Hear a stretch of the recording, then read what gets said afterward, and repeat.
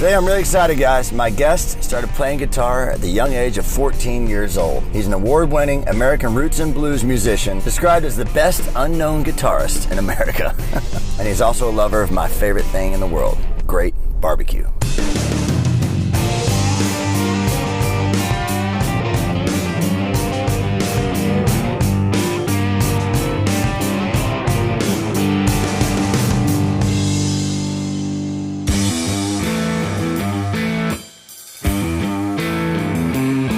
Hi, I'm Tim Love. I'm here at the historical White Elephant Saloon in Fort Worth, Texas. And my guest today is an amazing musician and an unbelievable guitarist. He happens to also be a passionate cook, and he thinks he makes the best rub of all time. Let's go meet Mike Eldred.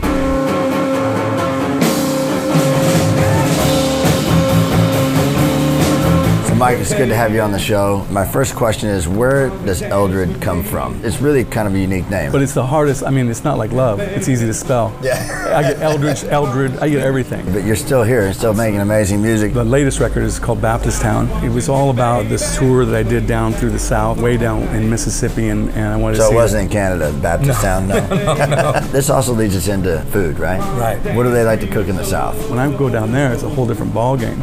You know, not just barbecue, but like stuff like hog mile. Hog miles and chitlins. Hog mile and chitlins, and then a pork chop sandwich. They hand me the sandwich, Tim. They go, watch out for the bone. It's mostly because people like me from the South were lazy, right? We also want to look cool. We see the bone.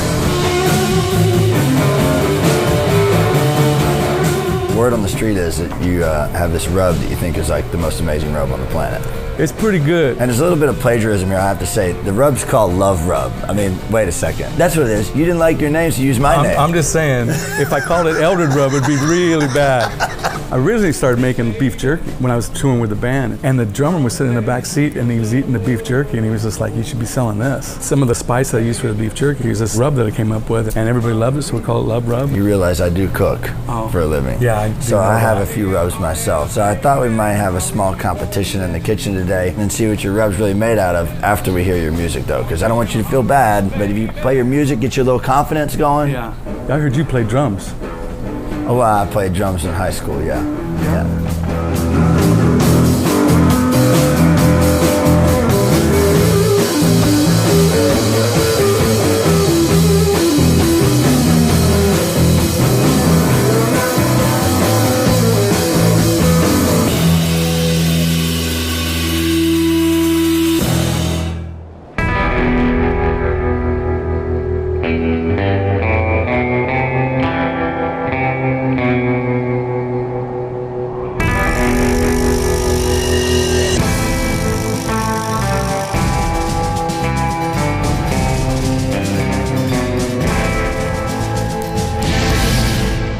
All right, well, we're off the grill, so I've got some other ingredients here to really put your rub to the test. That sounds good. All right, let's start with some yellow squash. I want to put a little bit of my rub on there.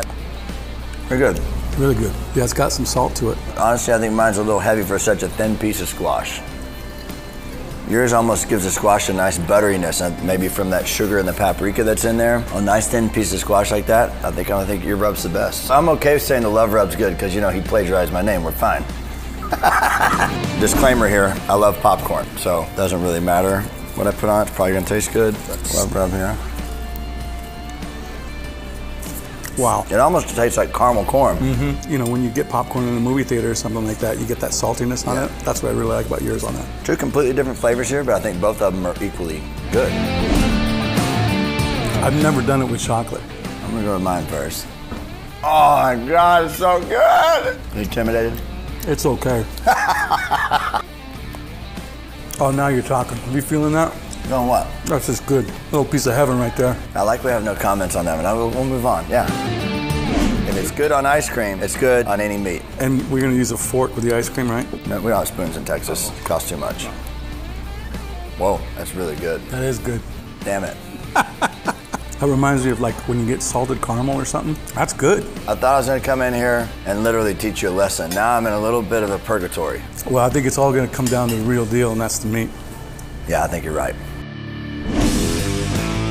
First of all, this right here is off the chain. Tell me about why you finish the steak off on the coals. When you put them on a grill, on a hot grill, and the fat starts to drip through, those flames start hitting the steak, it makes it taste like gas, because that's what's happening. The gas is burning off. If you can control by moving your meat around and never have the flames touch the meat, that's the most ideal thing. And to finish the steak in the coals, it puts the fire out on itself, so you don't ever have this engulfing flame around the steak. The smoke inside the sugar of that rub is really darn good. Let's get into the badass. Man. I mean, just by nature, I probably win anyway, because look at the name. I mean, how do you lose when you're just called badass and it's called love? Or how do you lose when we're at your restaurant? No.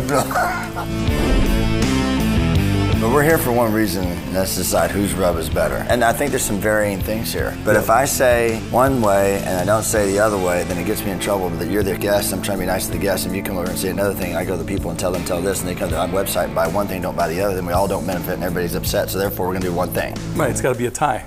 What? There ain't no ties in Texas.